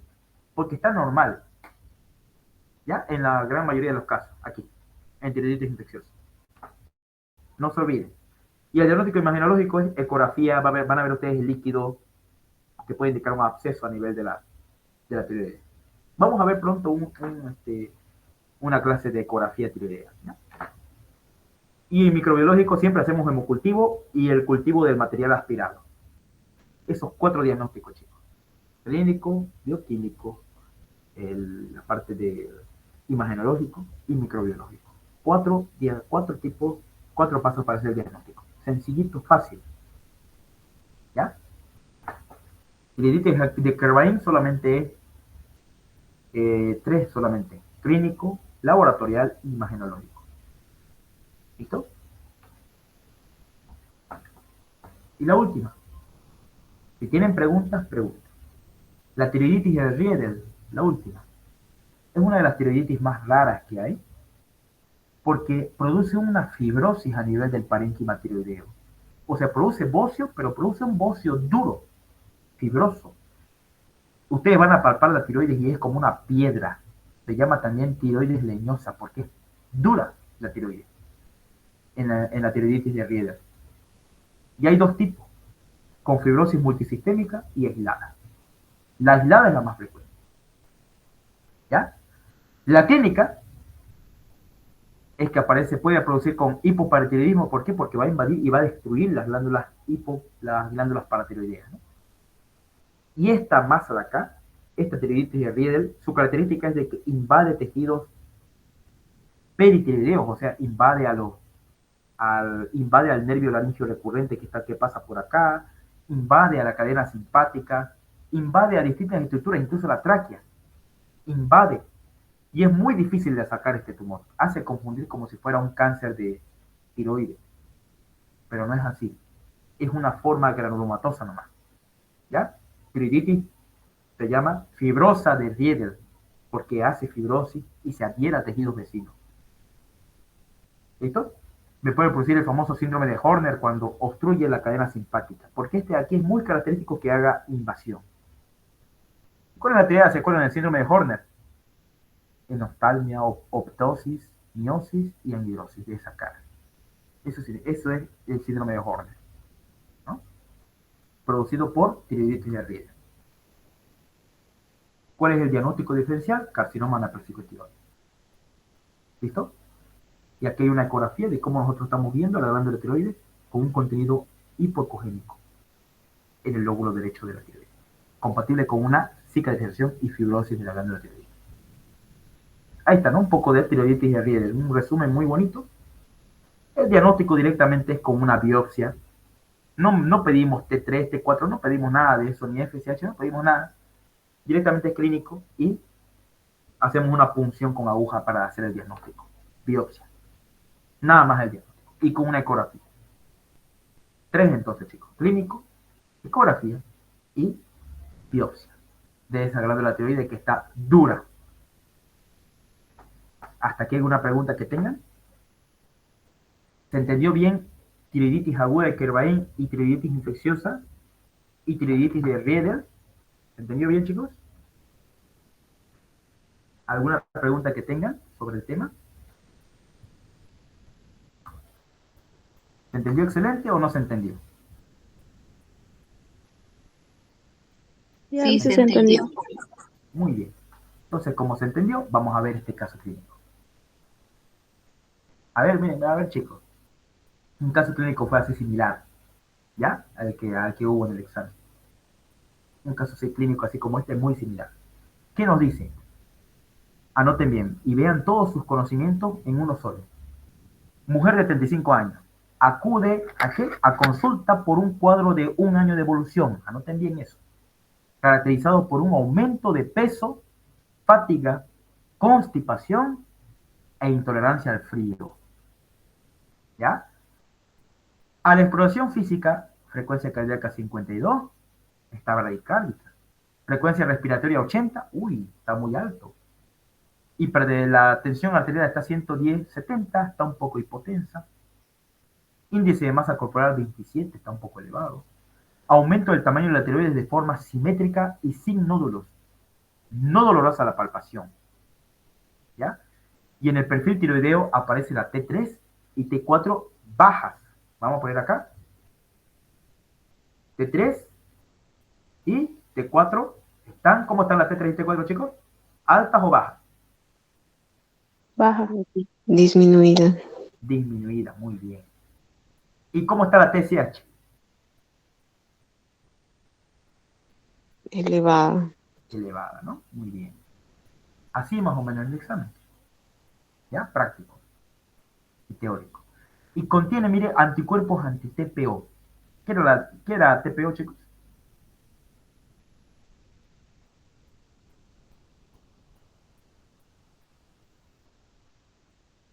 ¿Cuál era la anti-TPO?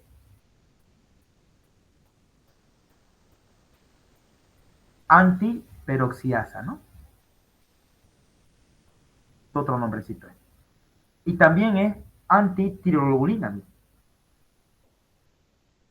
Antitirologurina. Pero es negativo a quién. ¿Cómo se llama este anticuerpo, chicos? Anti-TSHR, anticuerpo antireceptores de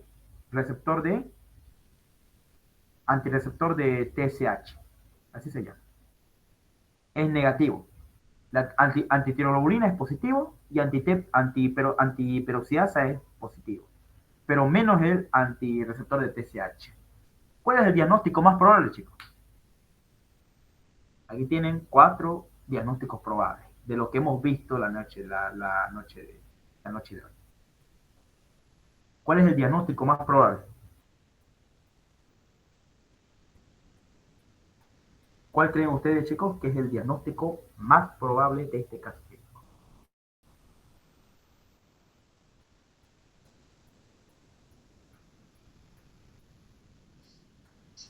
Bien, a ver. Perdón. ¿Cómo? Inciso D. Inciso D. Tiroiditis Hashimoto. Ya hay una ya que dijo tiroiditis Hashimoto y hay una que dijo enfermedad de Graves. ¿Ya? ¿Quién da más, quién da menos? ¿Los demás? ¿Qué dicen? ¿Cuál es el diagnóstico de los demás? Dicen que está entre enfermedad de Graves y tiroiditis Hashimoto. ¿Qué dicen los demás?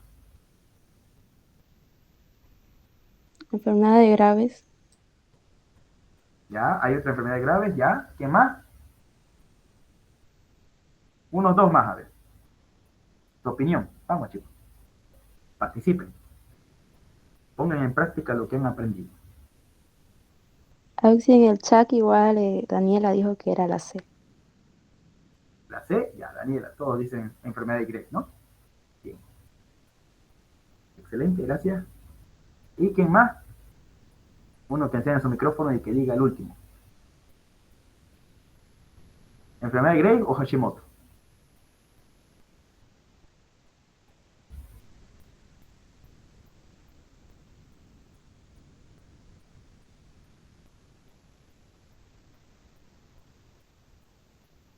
¿Cuál es, chicos?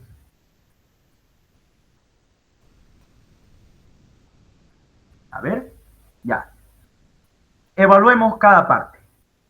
Primero, ¿qué dice? Tiene fatiga, constipación e intolerancia al frío. ¿Signos y síntomas de quién, chicos? Hipotiroidismo. Muy bien, hipotiroidismo. ¿Y cuál es la causa más frecuente del hipotiroidismo?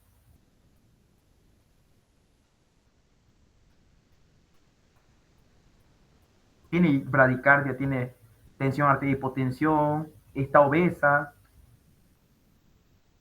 ¿Cuál creen? Y hay un aumento simétrico y sin nódulos, o sea, pseudo-nodular. No dolorosa la palpación, porque había algunos que eran dolorosos y no dolorosos. Entonces, un hipotiroidismo. ¿Cuál es la causa más frecuente, entonces, chicos, de hipotiroidismo? ¿Cuál es la causa más frecuente de hipotiroidismo? ¿Cuál es? La enfermedad de Hashimoto. Eso, la enfermedad de Hashimoto, ¿no? O tiroiditis Hashimoto. Entonces ya estamos yéndonos por esa parte. Ah, ya es tiroiditis Hashimoto.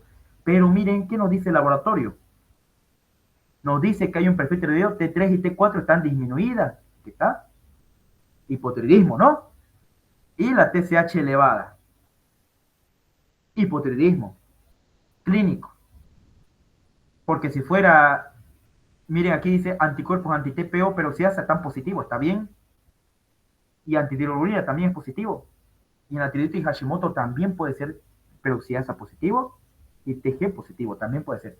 Pero ¿quién era el único que era antireceptor de TSH. ¿Cuál era el único? La enfermedad de Graves. Y acá está negativo. Entonces, ¿cuál es la respuesta? Es tiroiditis de Hashimoto. Esa es la respuesta, chicos. ¿Listo? Gracias por su atención y que Dios siempre me los bendiga.